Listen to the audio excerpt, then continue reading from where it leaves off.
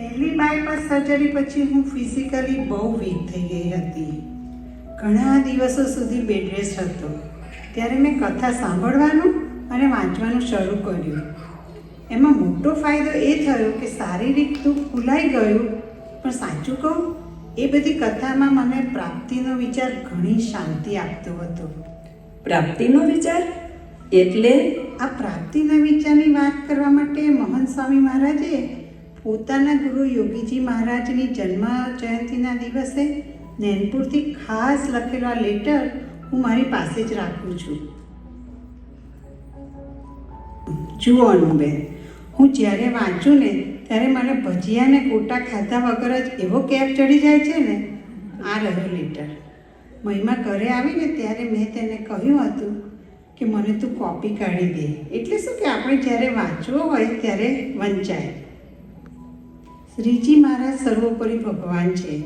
ગુણાતીતાનંદ સ્વામી અક્ષર બ્રહ્મ છે અને પ્રગટ સત્પુરુષ એ મોક્ષનું દ્વાર છે. સ્વામીશ્રી લખે છે કે આ કોઈ અધ્ધરતાલ વાત નથી. આ પુરુષોને જૂઠું બોલવાનું કોઈ કારણ નથી. એમને આપણી પાસેથી કંઈ જોઈતું નથી ને આપવા આવ્યા છે. એટલે મહારાજ અને ગુણાતીત પરંપરાના વચનમાં દ્રઢ વિશ્વાસ રાખવો.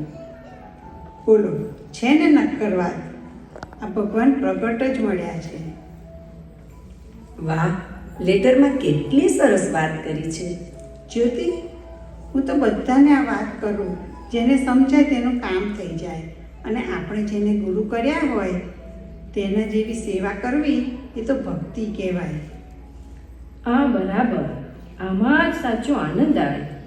અરે હા, દક્ષિણ યાદ આવ્યું, તું રોબિન્સન અક્ષરધામ સેવા કરવા જવાની છું? અરે જ્યોતિ, આપણે તો ઘણી બધી સેવા કરી અને ઘણી બધી સ્મૃતિ ભેગી કરી લીધી. નિહારિકા કેફેની સેવામાં એવરી વીકેન્ડ રેગ્યુલરલી જાય તો એને શાંતિથી સેવા કરવાનો મોકો મળે. અને પછી સેવામાંથી થાકેલી આવી હોય તો એને ઘરની ચિંતા ના રહે. પણ સાચું કહું, એના ચહેરા પર જે સેવાનો સંતોષ હોય ને એ જોઈને મને પણ બહુ સારું લાગે. જે બધા કાર્યકરો બધી સેવા કરે એ જોઈને જ એટલો બધો આનંદ અનુભવાય છે કે શું વાત કરું. એટલે હું ઘરનું નાનું મોટું કામકાજ સંભાળી લઉં અને મારો પણ સમય જાય. પણ સાચું કહું, હવે પહેલાં જેવું કામ નથી થતું.